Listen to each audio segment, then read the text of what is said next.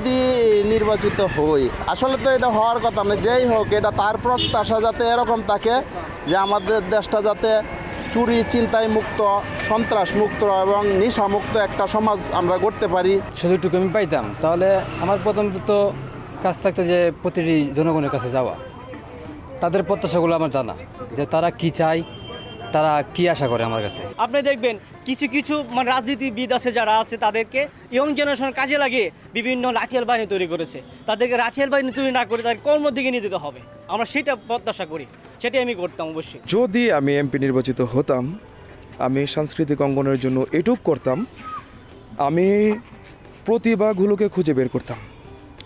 এই দেশের প্রতিটি কোনায়, প্রতিটি রাস্তায়, প্রতিটি মোড়ে যতগুলো প্রতিভা আছে, আমি ঠিক প্রত্যেকটা প্রতিভা খুঁজে বের করতাম। আমি যদি এমপি নির্বাচিত হইতাম তাহলে হচ্ছে যে প্রশাসনিক যে দুর্নীতি আছে, প্রশাসনিক বিভিন্ন সরকারি অফিসে আগে সেই দিকে নজর দিতাম।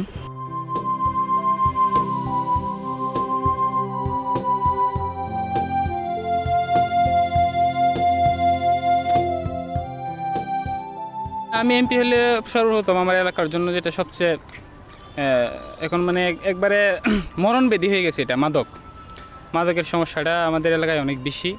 এটা নির্মূলের জন্য অবশ্যই আমি উদ্যোগ গ্রহণ করতাম প্রশাসনের মাধ্যমে। আমি এমপি হইলে তো প্রথমত আমার লক্ষ্য থাকবে শিক্ষা খাত, তারপর হচ্ছে স্বাস্থ্য খাত, এরপর হচ্ছে যোগাযোগ ব্যবস্থা। কৃষকগঞ্জ যে পৌরসভা আছে, এই পৌরসভাকে আপনার বিকেন্দ্রীকরণ করে এবং বিভিন্ন আপনার যে পদগুলো আছে, যেমন ধরেন পৌরসভা প্রশাসনিক কর্মকর্তা আছে, যেমন হচ্ছে আপনার এখন যেমন আছে ডিটিএলজি, কিন্তু নির্বাচিত হলে পরে আমি এই সেম পদগুলাই বিকেন্দ্রীকরক সিস্টেম করে, যেমন ধরেন পৌরসভার যে আপনার পৌর মার্কেটটা আছে, এখানে আপনার ফুটপাথগুলোকে এখানে আমি স্থানান্তরিত করে দিতাম, তাহলে শহরের রাস্তাও প্রশস্ত হইতো। হাওর কেন্দ্রিক যে মেজর সমস্যাগুলো সেগুলো হচ্ছে যে এখানে দেখা যায় যে অনেক ধান উৎপাদন হয়, কিন্তু ধান থেকে আমরা চাল করে যে গুদামজাত করব বা রপ্তানি করব সে ব্যবস্থাটা এখানে নাই।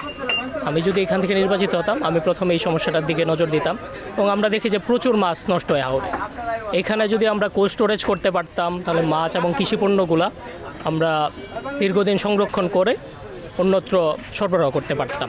এটা হাওরের উন্নয়নের জন্য প্রচুর কাজে হতো এবং হাওরের শিক্ষা ব্যবস্থার উন্নতিতে আমি অবদান রাখতাম।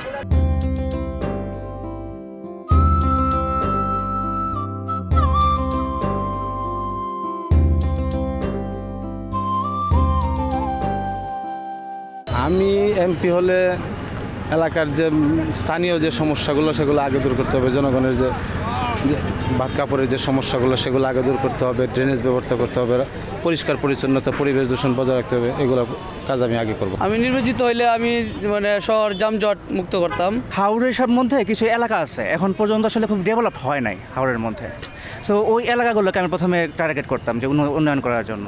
সো শুধুমাত্র একটা রাস্তা আসলে উন্নতির কোনো একটা মাইল ফরক হতে পারে না। সো রাস্তার পাশাপাশি সেই এলাকার মানুষজন যাতে ঠিক থাকে এবং ওইখানে কিছু দ্বীপ অঞ্চল আছে হাওড়ের মিডিলের মধ্যে। সো সেই দ্বীপ অঞ্চলের মানুষের আর্থসামাজিক অবস্থা কীভাবে উন্নতি করা যায় সেটা ব্যবস্থা আমি অবশ্যই নিতাম যদি আমি একজন এমপি হতাম। আপনারা দেখতেছেন এই মুহূর্তে এই এলাকার মধ্যে লুটপাট, চাঁদাবাজি ও আরো এই ডাকাইতি যা আছে সব এভরিথিং হইতেছে, সবই হইতেছে। সর্বপ্রথম আগে আমি এইগুলোর বিরুদ্ধে আপনি পদক্ষেপ নিতাম। আমি মূলত এই শহরের আপনার যে যানজটের যে অবস্থা, এই দিকে সর্বপ্রথম নজর দিতাম।